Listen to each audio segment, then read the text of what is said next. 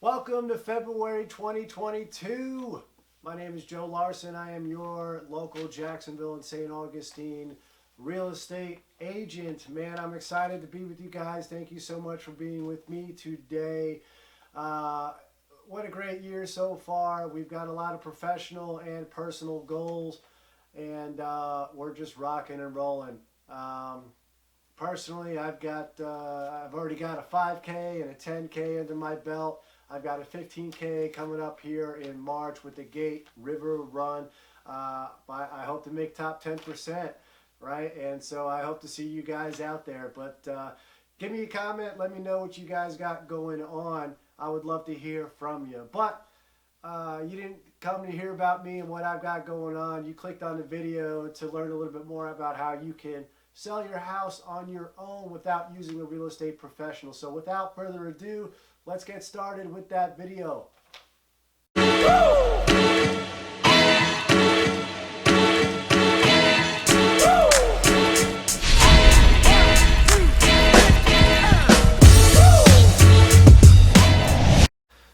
You're ready to sell your house in 2022. But are you ready for the process in getting your house sold in 2022 by yourself?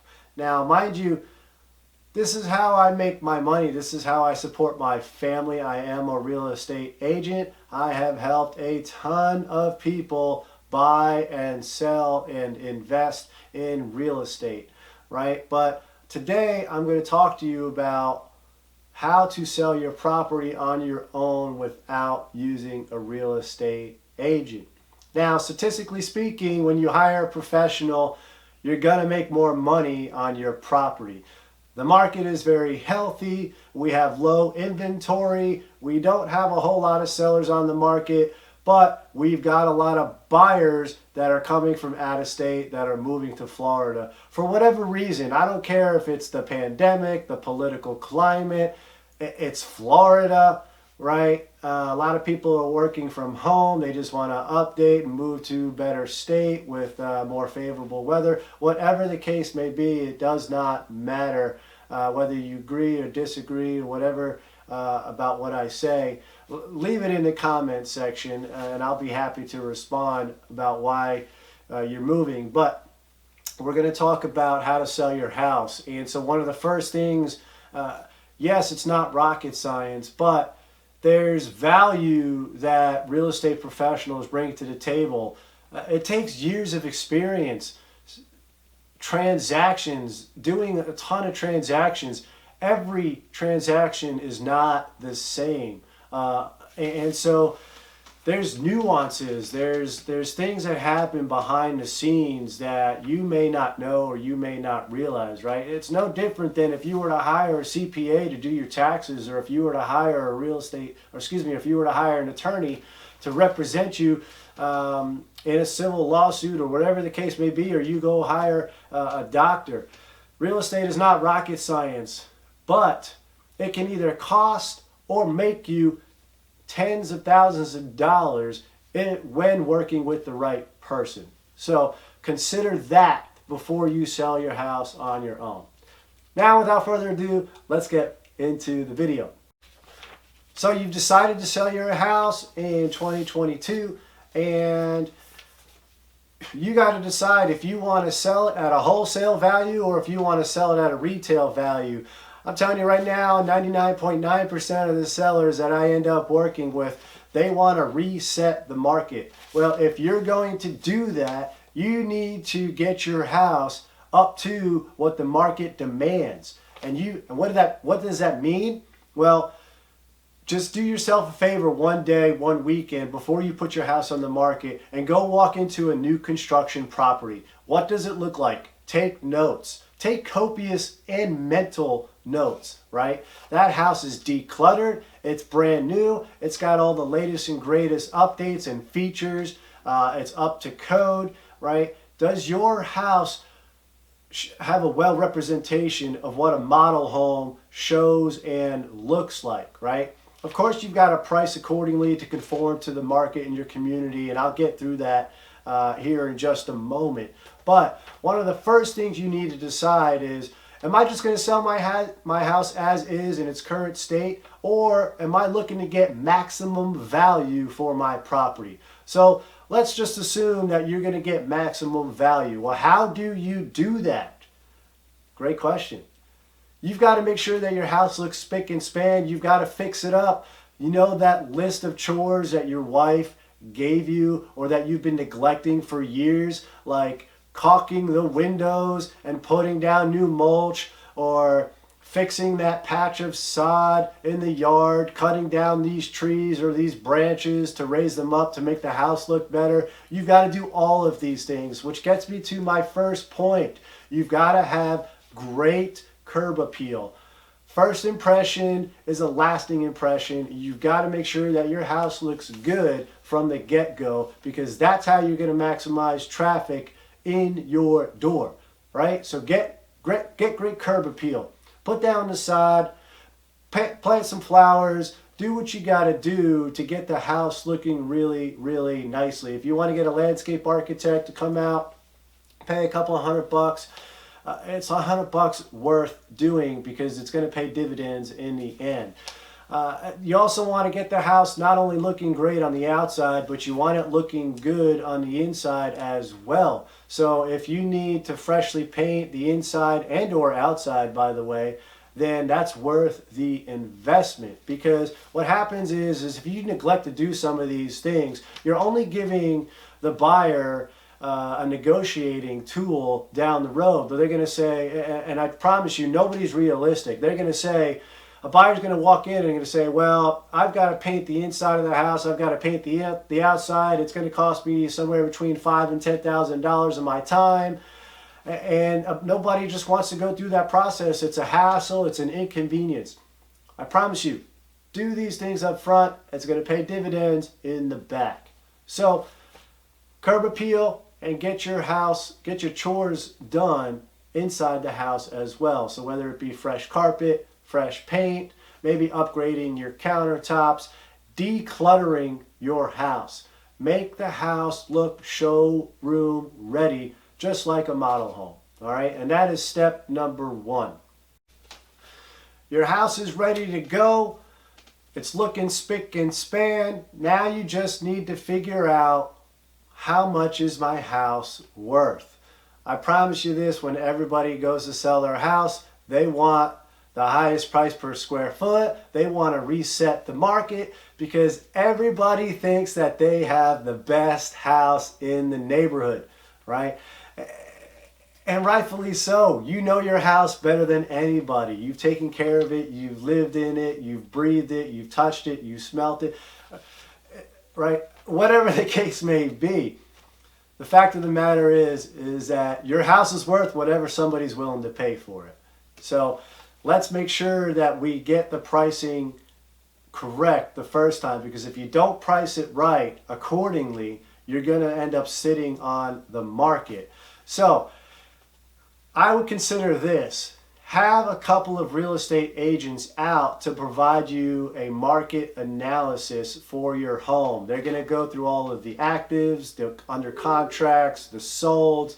It's going to tell you what the market is doing. It's going to give you a complete snapshot of what the market is. If you don't want to have a couple of real estate professionals out to give you a price opinion on your house, but by the way, it's completely free to be able to do that, right? But if you don't, a lot of people are using Zillow and their Zestimate tool as a resource. And that's all it is. I'm going to caution you, and nothing against Zillow here, but that's all it is a resource. It is not an exact figure. And so I want you to think about this for a minute. Zillow was in the real estate game for the last couple of years, buying and selling property. They lost $500 million. They are no longer buying and selling property. So what does that tell you about their Zestimate tool, right? All I'm saying is consider all of your resources when you're listing your property for sale. It's not always 100% accurate when using those tools. And like I said before, there is no fixed number of what your house is worth. Your house is worth what somebody is willing to pay for it. All right? So consult a real estate professional regardless of whether you hire them or not. It is completely free, and you'll be better off for it. So you have fixed up your house, you figured out a list price. Now you got to figure out how to market your property, right? You've got to work on your presentation. And how do you do that? Well, Real Estate 101, hire a professional photographer. I don't care what smartphone you have. Yes, you can take pictures. They've got wide angle lenses now on smartphones.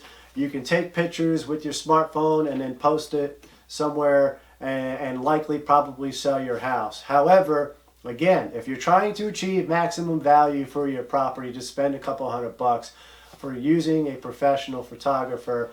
I'll show you a quick example here of, you're going to see photo 1 and then you're going to see photo 2 of using your phone versus using a professional photographer. It is certainly worth the investment. Technology has advanced over the last several years tremendously, and so there's a lot of other marketing options that you can do when marketing your property, like creating a video walkthrough of your house. All right, there's drone photography, there's drone videography. You can also stage your property, physically stage your property if you want to. If your property is completely vacant, you can physically stage your property, consult a stager in getting the home ready. Maybe you don't have the greatest furniture in the world and you just want to substitute your furniture for updated modern furniture to make your house look a lot better. That's also an option to consider before getting your house listed on the market. Staging and photography is going to pay dividends in the end. I promise you that 100%. Perhaps maybe you can't afford physically staging your property. Another alternative option is virtually staging your property. That is another cost-effective tool that you can utilize when marketing your property for sale. And then one of the other things that you can do when marketing your property that is fairly new on the scene is virtual tours, right? Virtual tours, back in the day, it used to be a still photo that would pan around like that. That's not a virtual tour. I'm talking about getting a 360-degree camera, snapping a photo of the room, and then you can literally pan around the entire room, walk through the house, zoom in, zoom out, look up, look down, look side by side. That is especially important for buyers that are not able to make it to the house to see the house, or they're not local, right? So there's a lot more buyers that are moving to Florida from out of state. Having a 360-degree virtual tour is very beneficial when marketing your home for sale. So now you've got all these marketing materials together. You want to make sure that you organize it. You want to make sure that you label them accordingly. Again, you know your house, you know your floor plan better than anybody. So make sure that you just organize that in a proper fashion. So when you're marketing your property for sale, people are not confused about what room they're in. They're not confused what goes where, what's in correlation with the dining room, where's the living room, where's the kitchen, the bedrooms, all of those type of things. So just make sure that you keep it organized and properly labeled, so that way people know what they're looking at and where they're looking. All right. Again, it's not rocket science, but these small steps and small details make a huge impact. All right. The next step is you've now organized all your material, and then you're getting ready to put the property on the market. Well, what does that mean, put the property on the market? Well, all you have to do really, to market your property is you got to get it up for sale somewhere on some platform. Whether, back in the day, you used to put it in the newspaper, right? You can create radio ads. You can post it on social media. You can post on Realtor.com, Trulia.com. Also Zillow.com, right? Those are the three most common websites that we typically see forsalebyowner.com, FSBO.com. There's a ton of websites that you can post your property for sale, Facebook Marketplace, right? But of all those websites that I just mentioned and more, the most important place that you'll want to market your property for sale is you want to make sure that you list it for sale on the MLS. You do not have to hire a real estate professional, a real estate agent to market your property for sale. You can hire what's called a flat fee broker, right? For several $100s, everybody's different, but for several $100s, probably somewhere between $500 to $1,000, you can list your property for sale on the MLS. All of those other third-party websites that I just mentioned, they all feed off of the MLS. The MLS is a database that is paid for and used by real estate professionals like myself. Well, all of those other websites like a Zillow, Trulia, and Realtor.com, they all feed off of the MLS, okay? And so make sure that it's important for you to get on the MLS because that's where you're going to get maximum exposure. And again, that's what you want. You want maximum exposure when selling your property because the more exposure you have, the more traffic through your door. The more traffic through your door, the more likelihood you're going to get offers. The more offers you got, right? The likelihood of you getting a better buyer to work with, and that is what you want, ladies and gentlemen, is maximum exposure with the best buyer with the best offer. Okay, so you have listed your property and now you need to figure out, now you're getting all of these calls, right? You're getting calls from real estate agents. Well, I'm selling my house myself. I'm not using a real estate professional. So why am I getting all these calls from real estate agents? Well, first of all, you're getting solicited for your business from real estate professionals to help you sell your property. But aside from that point, I'm not even going to get into that because that's a completely separate issue. You're going to get calls from real estate professionals because over 95% of buyers use real estate professionals when looking for property to buy. And so the likelihood of you working with a real estate professional at the end of the day is very high probability. And so you got to prepare yourself when you're marketing your property for sale. Are you going to offer a commission? Whether it be a percentage base or a flat fee base, you need to consider utilizing or budgeting rather some sort of percentage or flat fee of your sale and paying what's called a buying agent, okay? Again, because somebody's going to use a real estate professional on the buying side, and that's just the way it is. That's how we make money. That's how we make money, and you need to figure out whether or not you're going to utilize a real estate professional or not within the transaction. I'll tell you this, that if you end up working with a buyer and you tell them that I don't want any real estate agents involved, then that buyer's got to come up with additional funds to pay their real estate agent, and they may or may not have those funds readily accessible to pay their agent. I mean, we don't work for free, right? This is how we make our money, and this is how I support my family, is helping people buy and sell and invest in real estate. And so the reality of the situation is when you tell a prospective buyer that they're responsible for paying their real estate agent, what you're essentially doing is you're decreasing their buying power, and you perhaps may cause them from not being no longer interested in your property. And that can cost you a lot of money, quite frankly. So make sure that you just budget that and consider that when selling your property. All right, so one of the next steps is now you've got it listed, you're getting all these phone calls and people want to come see your property. How are you going to handle showings? The number one thing in real estate, and I've been doing this for over 8 years, the number one thing in real estate is safety. Safety, safety, safety. I cannot stress this point enough. You want to make sure that you are safe when you're selling your property. Everybody out there in the world now knows where you live.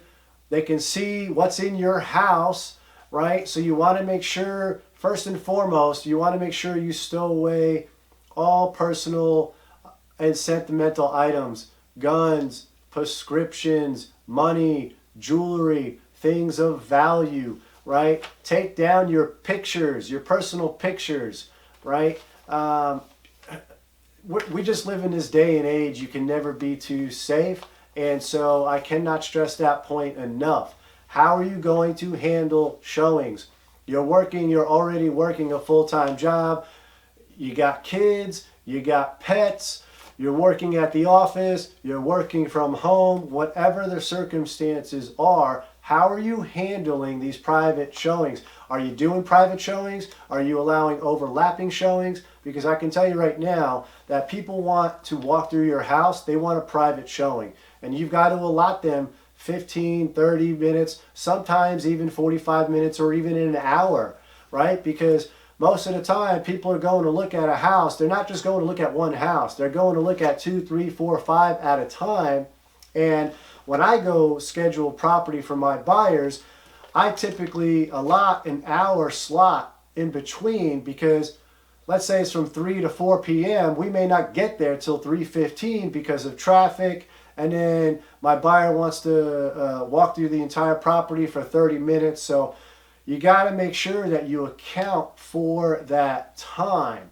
And you got to respect the buyer's wishes for that. Because again, if you're not accessible, you're not answering the phones to schedule appointments, and you're not making yourself accessible, how do you expect to sell your house?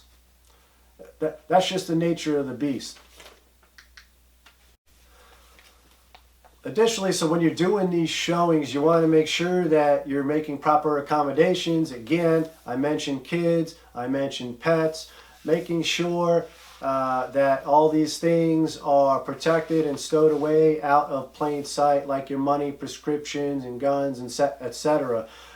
When a buyer is working with the buyer's agent, that professional real estate agent is going to be at the showing with their buyer, and they are responsible. We carry special insurance for these type of things. We have a professional license. We're licensed with the state.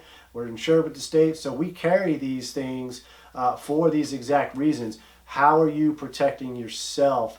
How are you handling the screenings when doing these showings? Again, because any Joe Smith is going to give you a call that may not be represented, and they're going to want to come by. How are you protecting yourself? So I cannot stress that point enough. It is very, very important. And one of the other things before I continue to move forward is you want to make sure that your property is clean. You need to make sure that it stays clean. Essentially, a good rule of thumb is the time you take the photos, right? Because your house is going to be decluttered. It's going to look the best at the time that you're actually executing the marketing material. You want to make sure that your house actually looks in that same exact condition throughout pretty much the entire process, from showing the property to contract, negotiations, to getting under contract, through inspections, appraisal, essentially all the way through closing. The buyer's allowed a final walkthrough, and if your house better be in the same exact condition from the moment that they had made the offer, because if it's not, then the buyer has the option to essentially either cancel the contract, extend the contract. It's your responsibility to make sure that the house is in the same condition. So you want to make sure that you keep your house in proper order and in proper condition, and keep it clean from the time you decide to list the house to all the way to closing. All right, so I mentioned that the likelihood of you working with a real estate professional is very high. And so what are you going to do when you actually receive an offer? Do you know what documentation that you need? Do you know what disclosures that you need? Do you know all the legalities of buying and selling real estate? What documentation you need, the insurances that you need, all those things take into effect. You just have to really weigh your options, the cost versus benefit of risk versus liability. And what is the risk? Is it worth me saving a couple of bucks, right? When you really, again, the chances are you're not really saving a couple of bucks, because when you hire a professional, you're likely going to get more money anyway, and the professional is going to end up paying for itself 2 or 3 times over, especially in this market. But again, I'm going to get off that boat. If you decide that you're going to try and save a couple of bucks, then what is the risk versus liability reward look like for you? So you finally got an offer. How are you going to handle it? Do you know what to do? Are you going to counter offer? You've got to make sure that you keep your emotions out of it, because once you decide to sell the property, it is no longer your home. It is now just a house. And you've got to figure out, okay, if somebody submits an offer that is insulting to you, and it happens on a daily occurrence, you got to figure out how you're going to keep your emotions out of it, because at that point, it is a business transaction, and you've got to make sure that you've got to be fair, you've got to be reasonable, which is why you've got real professionals involved, is to mediate those type of situations. So how are you going to handle the real estate contracts? Do you have the proper contracts? Do you have the proper documentation? Do you have the proper disclosures to protect yourself? And not only that, do you know the ins and outs of the contract? There's a lot of contingencies to comply with. There's a lot of timelines that you need to adhere by. So you need to make sure that you fully understand that contract. Could you get just a one-page contract off the internet? Yeah, probably. But I wouldn't recommend that. So make sure you talk to, you can probably talk to an attorney, maybe even hire an attorney for a couple $100 or $1,000, whatever the cost is, right? But the attorney is not going to do the negotiation for you. They're going to provide you the documentation, they're going to cross the T's, and they're going to dot the I's, but that's essentially it, right? So you need to make sure you understand the ins and outs, how to handle certain situations when they're presented to you. That's the value that a real estate professional brings to the table. Again, I know I'm beating a dead horse, but you got to make sure that you fully understand these things. So you finally got the property under contract. What do you do with the contract? You want to make sure that you're working with a title agency or a closing agency. They're going to help assist you from getting from contract to close. What they're essentially going to do, a title company is going to help you run title commitment, title insurance. They're also going to run the municipal lien search. They're going to help you order a survey. They're going to help you coordinate and schedule closing. You'll need to figure out if you want to sign the documentation when it does come time to close. You're gonna figure out whether or not you want to sign in person, if you want to do a mobile notary, or if you just want to sign electronically. A lot of this is all gonna be hinged upon how is the transaction moving along. Is it moving along smoothly? Did the buyer ask you for a lot of things under the inspection report? How are you going to handle the appraisal when the appraiser comes out? Because again, we are in a very unique market, and there's a high probability of your house not appraising for value, right? The appraiser is being hired by the bank, who's being paid for by the buyer, right? What's going to happen if, in the unlikely event that the value is lower than the contract price? What are you going to do there? How are you going to handle that? So I didn't mention this at the beginning of the video, but before you list your property, I don't ever recommend getting an appraisal prior to listing the property, because nothing against appraisers. I've got friends that are appraisers, but you're going to have 10 different appraisers come out to your house, and you're going to have 10 different price opinions. Again, your house is worth what somebody is willing to pay for it. Just have a couple of real estate professionals come out and give you a price opinion on what your house is worth. So the appraiser essentially has a copy of the contract, and it's their job to essentially justify the value of the contract to the best of their ability, of which conforms to the market. So I don't want to get too technical there, but you got to understand how to work those situations when presented to you, and you can end up costing yourself thousands and thousands of dollars if you don't know how to handle it correctly. So I cannot stress that enough. Lastly, you just want to make sure that you're managing the process properly, right? You want to make sure that you're complying to the timelines, the buyer is complying to the timelines. So you just want to make sure that you have a job to do, and that you're also expect to do the other person's job as well, if you want to make sure that the process from contract to close is going to run smoothly. If you are working with a real estate professional on the other side, hopefully that real estate professional is a good agent and they know how to do their job properly. But I always say hope for the best but expect the worst, right? And so you want to make sure that you know what to do from contract to close.